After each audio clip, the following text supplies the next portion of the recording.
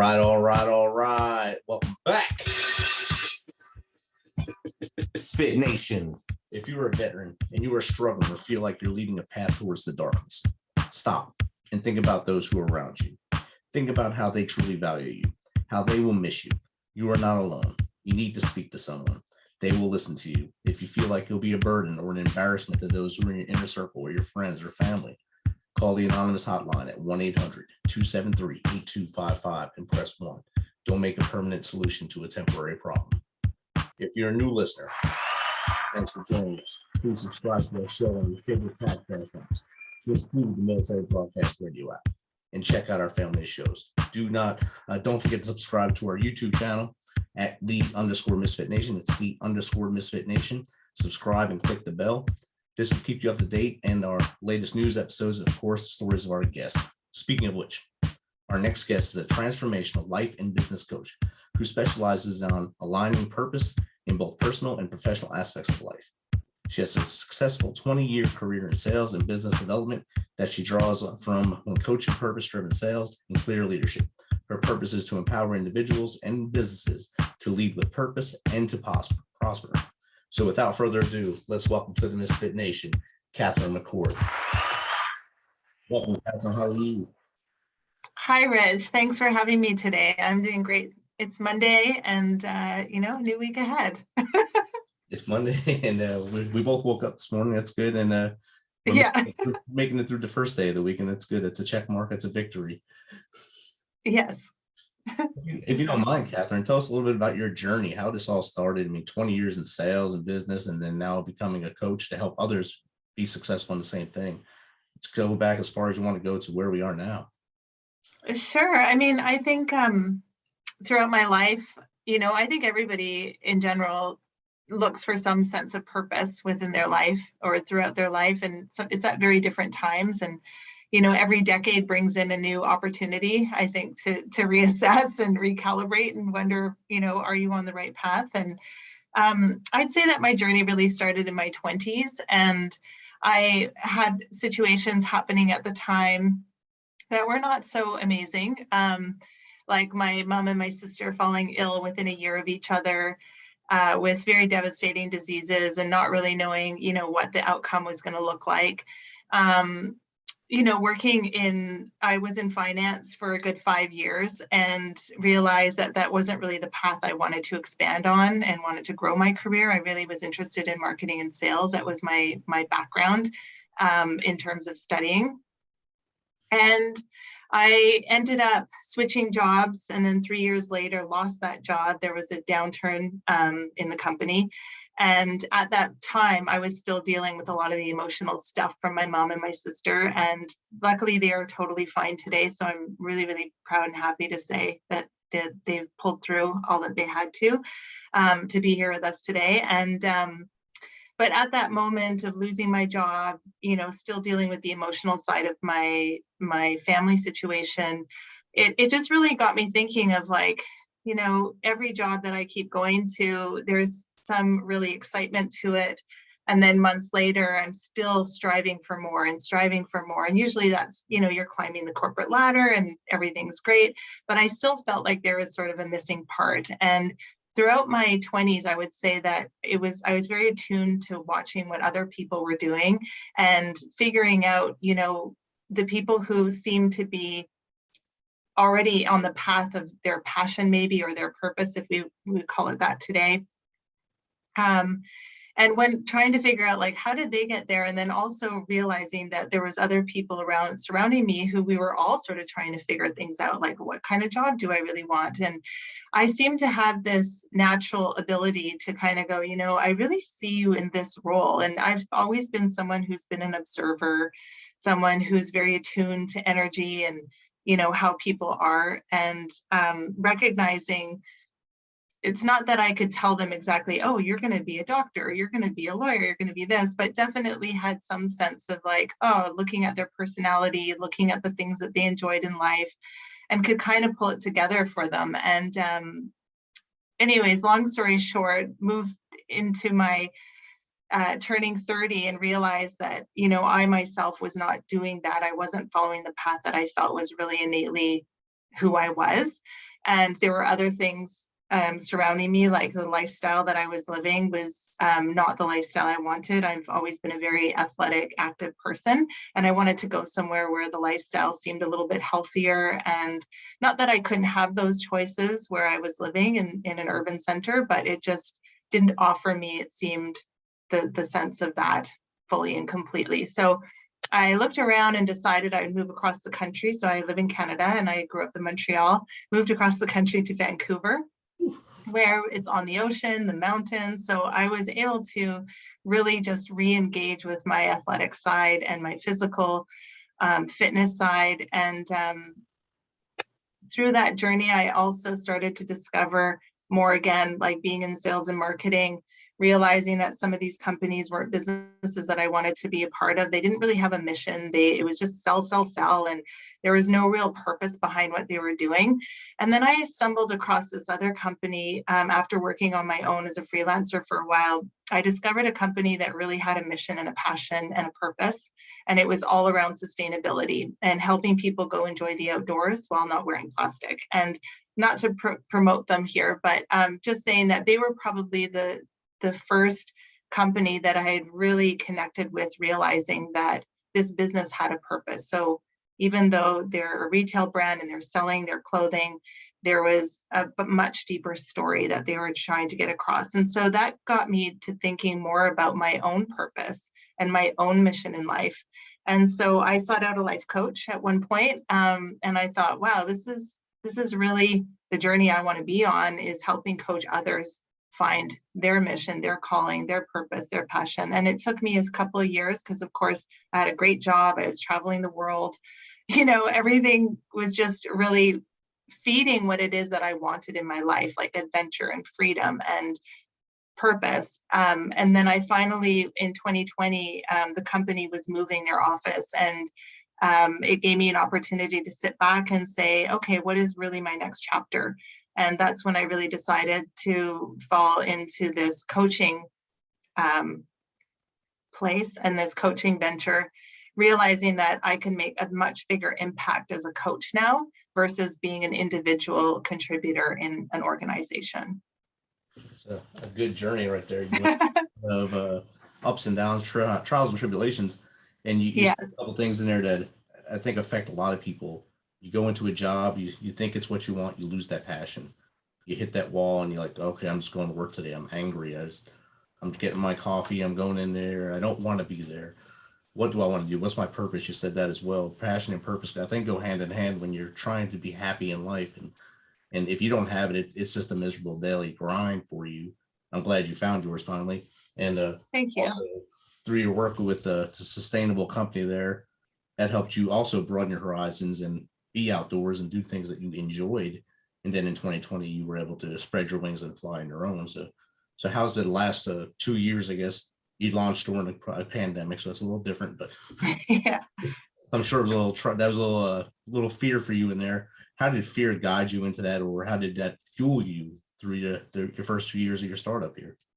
Sure, 100%. It's a challenge. I don't think that anyone just drops into making a new change in their life and everything is smooth and crystal clear. I'm still sorting some things out for sure because it's still so new, but I have to say that it's been really incredible. The feedback that I get has been incredible. Just a lot of people saying how much they resonate with truly what it is that I'm trying to do with my mission and helping others, find their path to purpose and also be able to prosper from it. Because some people think that purpose is just this dreamy thing and we don't, it's a luxury to go and look for your purpose. But the truth is you can create a really nice life and you can actually prosper from it and earn from purpose, whether that's within an organization or on your own. But to talk about the fear part, certainly there's always fear. I have to say that I walk a lot of my clients through this exercise of fear versus regret. And one of the biggest things that you realize throughout life is when you talk to older people, they always say, try to live your life without regrets, because when you're older, you have all these memories, but in part of those memories are things that maybe you're regretful for. And it's not easy to live with regret. So to help my clients recognize what fear really is and how to move through it. And so they don't have a regret is a big part of my mission and what I do. Where it happened for me is that I also lost my father in 2019. So that was a bit of I guess, a bit of a catalyst in a way that made me say, okay, you know what, Catherine, you've done all that you can do with the organization that you were with. What other companies would you want to work with? And there's some amazing brands out there that I would be happy to be a part of their world. But I think coaching just really grasped me at the right time. And like I said, I feel like I can have way more of an impact working with many individuals and not just as a contributor within an organization. So looking at that fear versus regret, losing my father, made me realize too, is like, hey, I'm not getting any younger. My father lived a really nice long life. He passed away at 79. But I know there are some things possibly in his life, not that he regretted, but that he was, maybe didn't take action on because he was, living the corporate world, raising his family and that. And I figured, you know what, it's probably no better time than all these things. I feel like they were just aligned to happen to give me the courage to say, I think it's time for me to make that change and take a leap. And one thing I'll tell you, just from my own experience though with fear, is that I've made a lot of risky changes in my life. And with each one though, it's really hard to tell someone to trust their intuition and that the intuition will absolutely tell you whether it's the right leap or not. But in my scenario, I mean, I can only speak from my experience and now obviously watching some of my clients do it, but there's this weird, it's like fear and excitement combination. And when excitement outrides the anxiety of fear, I'll call it, that's when you should know that you're probably on the right path, or you're very likely on the right path. And excitement can be scary too, but it's almost like you get this overwhelming feeling of like, I know this is really risky. I know this is something I should fear, but it just feels exciting. So if that can be a tip for anybody sitting in fear right now and figuring out like, what is it more that you feel? Is it an anxious excitement or an actual anxious angst of what the outcome could be? What missing out on something as well. And Yeah. I started this year on New Year's Day. I jumped off a cliff in Puerto Rico, and Wow. Okay. Love that. the anxiety and excitement at the same time is up there. You're up there. You don't even know what's below. You just I'm just doing this. I'm up here. I have to go. I'm not climbing back down. I'm jumping. My wife filmed it. I had a great time, and that's how I started off this year. And just I jumped into it basically, and I think that's a way we all need to do things and live without the regrets, like you're saying. And if you don't do something because you're afraid when you're up in the 70s, like your dad was, and you look back, say, I wish I would have done it. There's no movie. Your life isn't a movie. You can't press a button and be 17 again and do right. things that like movies make you think you can do that stuff. You can't. You got to go after your goals, chase them, and keep living that life. I had a young man on here, a former Marine, Alan Simmons. He hosts the Purpose Pod, and he has a saying, live with purpose on purpose. Nice. And I believe that's the way we should all move out, is live with purpose on purpose. Do what you want to do and have a purpose while you're doing it. And I think that's kind of the same motion you're telling your clients as well. Yeah, I think, when we think about fear, it is the unknown. And, there's a saying that fear can be false evidence appearing real. Right. So unless you venture it or dip a toe in and see where it can go, then you're never going to know. And sometimes you'd really be surprised at where it could lead you and what opportunity sits there. So. Exactly. And I think when in 2020, when you started this venture probably, I don't know if you started at the beginning of the year or during the pandemic when it started, but whatever time January. you had a little leeway right there. I mean, it started right where you were on that coast. So on this continent as well, with COVID, it started in Washington State. So right near where you are there. And so you kind of knew what was going to happen, and you still went into it with the unknown of what could happen. How could this business grow, or how many people can I actually help? But I think a lot of people were able to pivot during this last 2 years and learn that the online game is a lot better. You can reach a whole wider audience instead of people just in your neighborhood. Yes, and that's really important. I mean, we limit ourselves. We are our own limitations.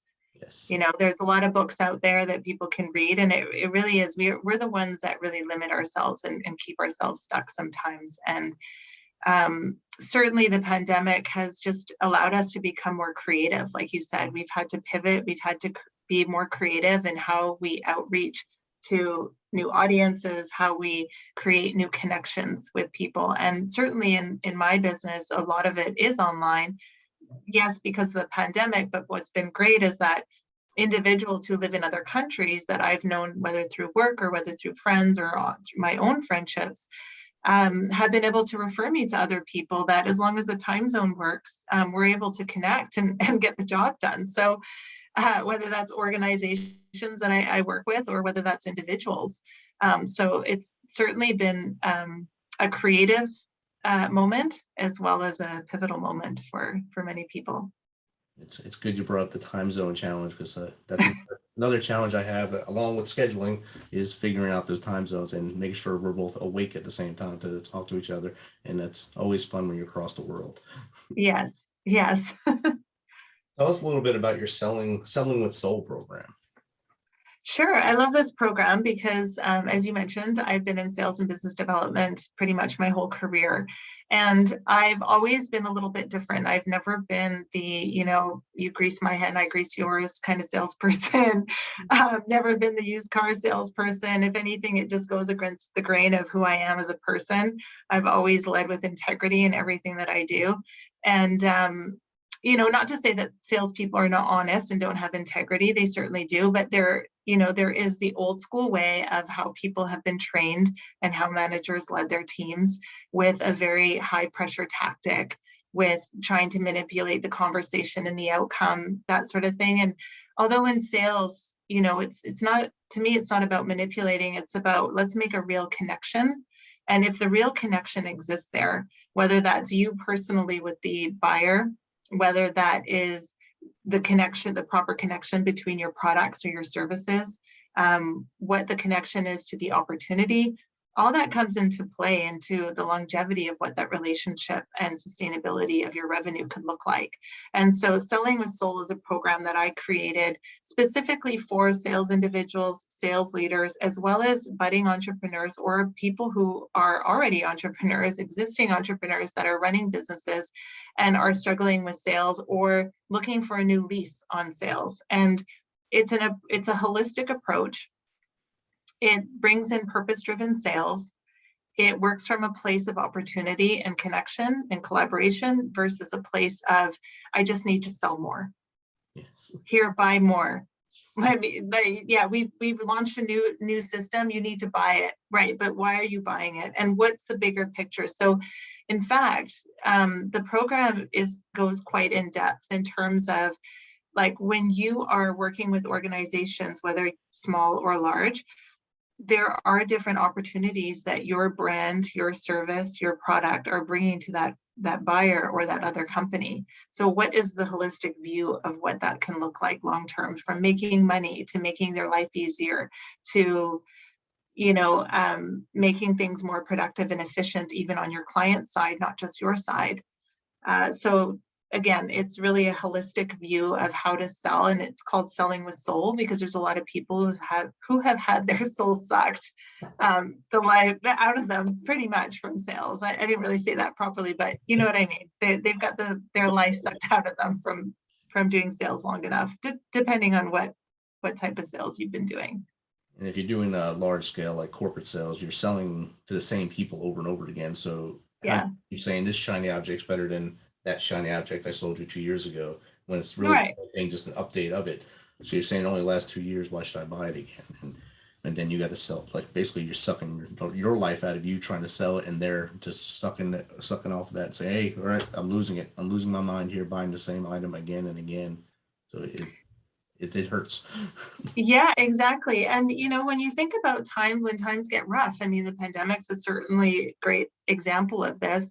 And even when recessions have happened, is, companies have to go back to the root of who they are and what they were trying to do in the first place, and who were their true audience that they were targeting. And for businesses to buy, they have to consider that too. And the ones who stayed steady Eddie and not the ones who try to be everything to everybody are the ones that succeed, and the ones that their clients will revisit and come back and keep creating those opportunities with them and relationships to have a sustainable and long-lasting relationship, versus, every quarter, every year, still trying to have that conversation to keep your client. It's almost like it will happen organically and naturally when you have it set up properly, and rightfully with purpose driven sales and opportunity that's built for the both of you.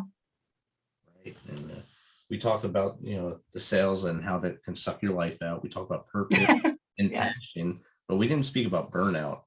A lot of that leads to burnout. And you felt that when you were doing your finance job, it wasn't something that was happy for you. So it's kind of like burning out there. How can people battle that burnout and find that actual purpose and passion in their life?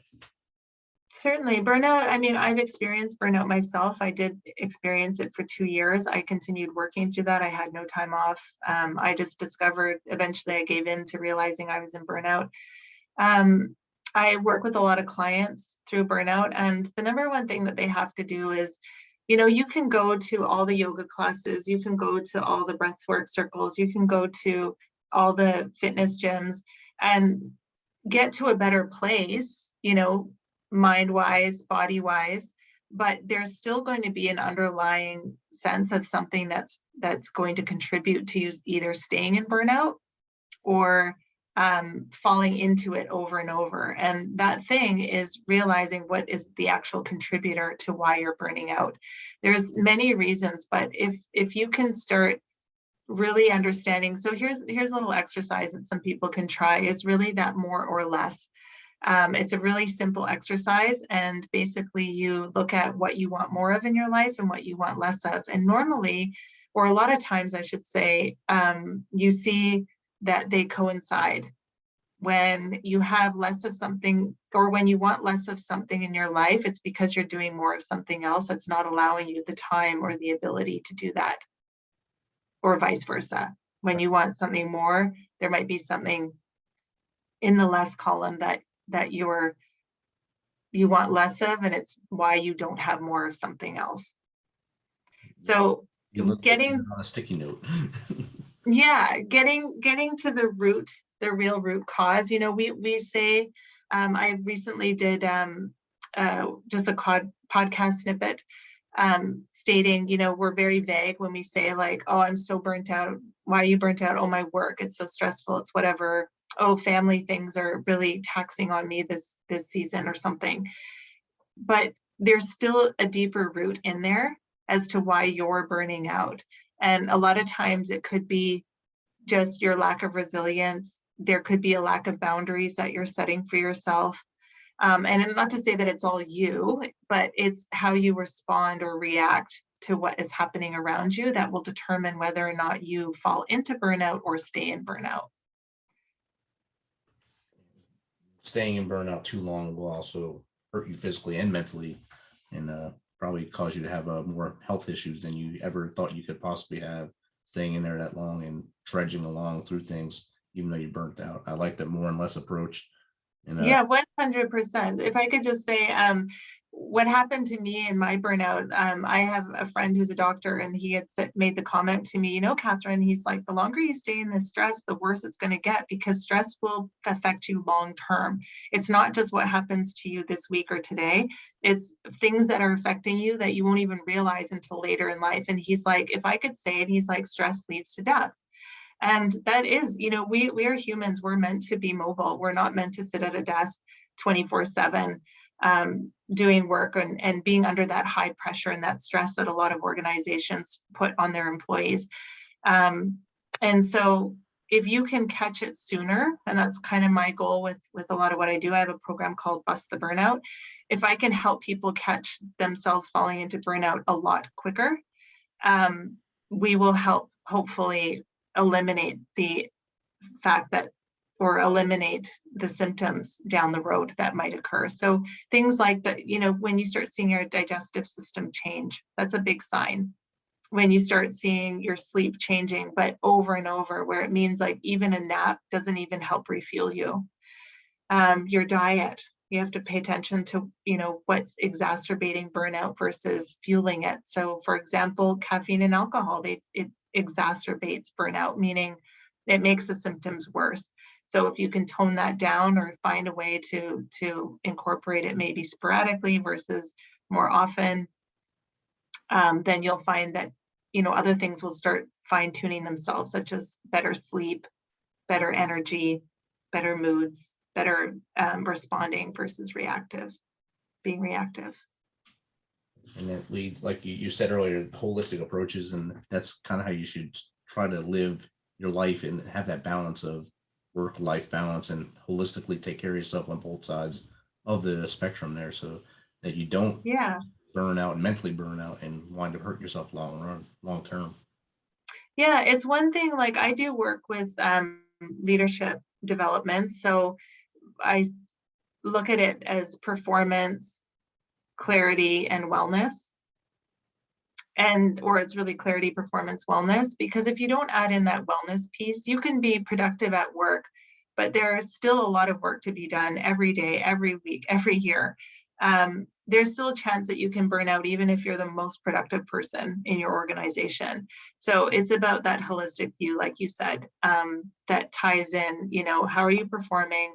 Is there clarity in what you're doing and purpose? And also then what does the wellness side look like? Because if you don't incorporate wellness, you're really missing a piece that could help you sustain not falling into burnout. Right. A lot of our listeners are veterans who started their own businesses as they were either getting out, or even some of them started while they were in doing online sales or online pop-up shops. Mm-hmm. So what advice would you give them as they are starting their journey into I guess a lifelong career with that business, to foster a non-burnout life and to keep that purpose and passion going? Yeah, I mean, I would say certainly look into things of how to become as productive as you can. And one of the key things I would say certainly is recognizing that without rest and wellness, let me rephrase this. So not taking care of yourself and not taking time for yourself to apply health and wellness means that you are taking away from your ability to be as productive as you can be. So a lot of times, especially when you're an entrepreneur, you run the ship. You think you have to work 24/7, or maybe you just do because you're passionate about it. You have all these ideas constantly flowing.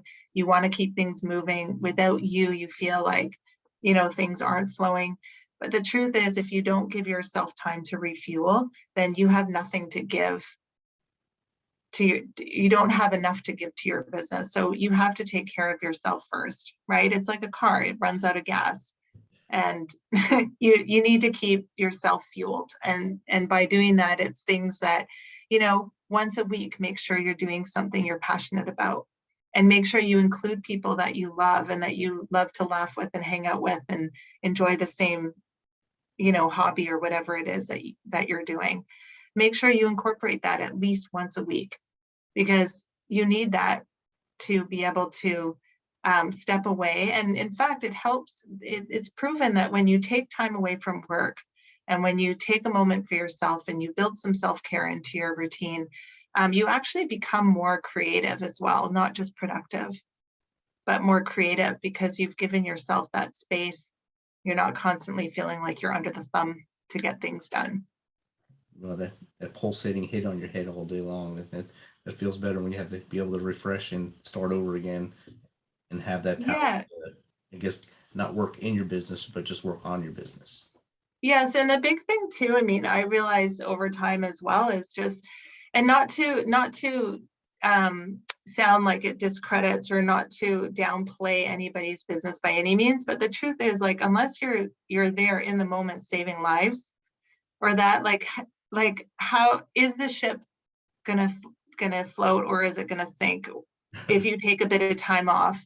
Is the house really gonna burn down if you take that, you need a day off and a personal wellness day? maybe. Is the house going to burn down?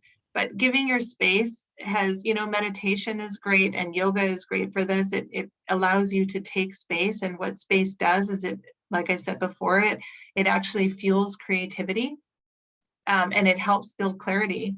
And in turn, it will equal better productivity.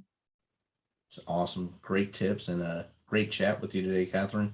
How can someone get in contact with you if they want to either hire you or just get some tips and tricks from you to move forward in their both personal and professional lives? Thanks, Rich. Yeah, I have a website. So it's catherinemccourt.com. I won't spell it, so I know you'll put it in the show notes. So it's catherinemccourt.com. That's my name. And in there, you'll see at the top menu, it'll say work with me. And there's different ways. I do one-on-one coaching. I do small group programs. I also have signature programs. So really, there's something in there probably for everyone. And as I said, I do work online as well as in person if you're in the Vancouver area, but online with anybody else, as long as we can make the time zones work. I'm on the West Coast, so I'm Pacific Standard Time. And I'm also on Instagram, Catherine L. McCourt.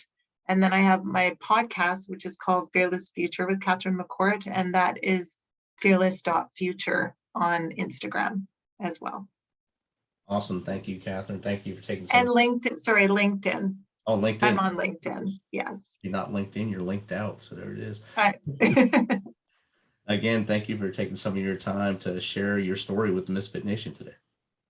Thanks for having me, Rich. It was a pleasure to speak to you. Awesome. Have a good day. Thanks. You too.